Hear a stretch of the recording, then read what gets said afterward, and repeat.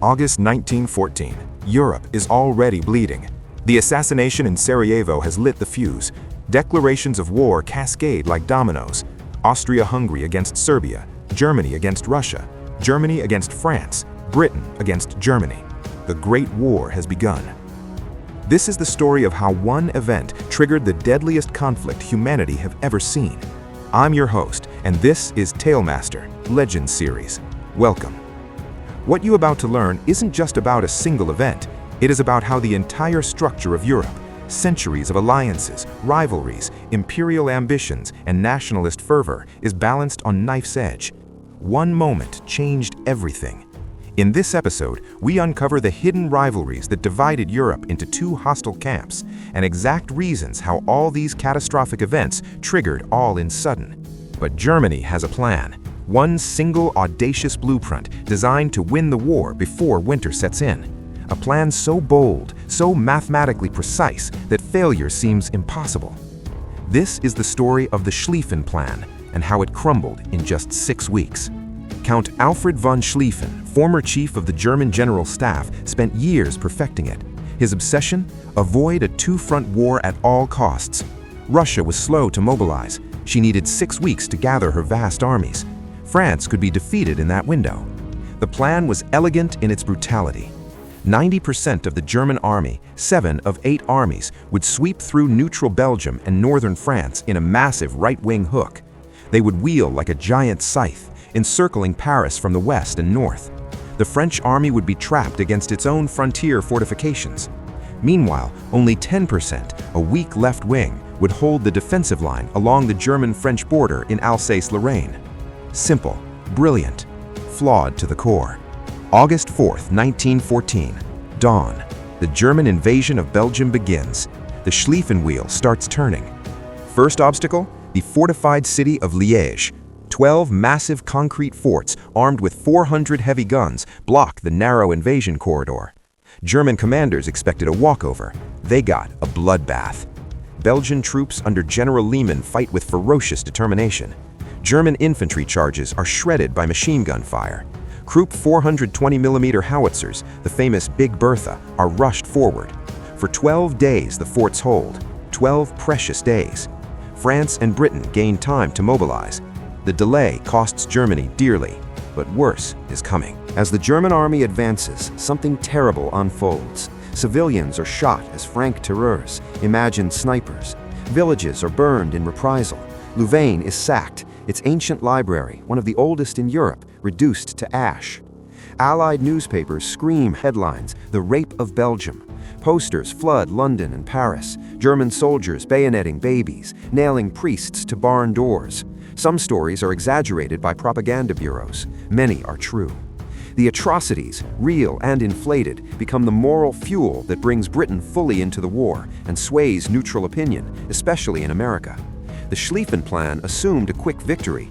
Instead, it created a propaganda nightmare that would haunt Germany for decades. Despite the delay at Liège, the German right wing surges forward at breathtaking speed, 20 to 30 miles a day. The Belgian army retreats. French attacks in the Ardennes are thrown back with heavy losses. By late August, German troops are less than 30 miles from Paris. The French government flees to Bordeaux. Panic grips the capital. Parisians burn documents in the streets. The city prepares for siege. But Joseph Joffre, the stoic French commander-in-chief, refuses to break. He knows the German right flank is stretched thin, overextended, exhausted, supply lines vulnerable. He quietly shifts divisions eastward by rail, and then, in one of the most legendary improvisations in military history, by taxi. September 5th to 12th, the Battle of the Marne. The French 6th Army, reinforced by troops from Paris, launches a counterattack into the exposed German right flank. Among the reinforcements, 600 Parisian taxis, requisitioned overnight, ferrying 6,000 fresh soldiers to the front lines. The taxis of the Marne become instant legend. The gap between the German 1st and 2nd Armies widens. Von Kluck, commanding the right wing, wheels inward to close it, exposing his flank even more. The French strike. British forces join the assault. German troops, exhausted after weeks of forced marches, begin to waver. Orders come down. Retreat. 40 miles back. The Schlieffen Plan, the 6-week knockout blow, is dead. Paris is saved. The war of movement ends. The war of trenches begins. While the West reels from Marne, the East delivers Germany its first great victory. Russia, pressured by France to relieve the pressure, invades East Prussia earlier than expected.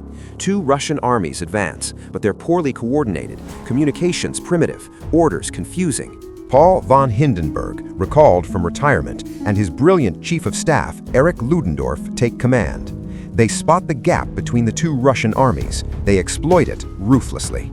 August 26th to 30th, Battle of Tannenberg. German forces encircle General Samsonov's Second Army. Artillery and machine guns slaughter the trapped Russians. 92,000 prisoners. Samsonov shoots himself in despair. The legend of Hindenburg is born. The myth of German invincibility on the Eastern Front takes root. Russia's early offensive is shattered, buying Germany breathing room. By mid-September 1914, the dream of mobile war is over. Both sides attempt to outflank each other northward, the so-called race to the sea.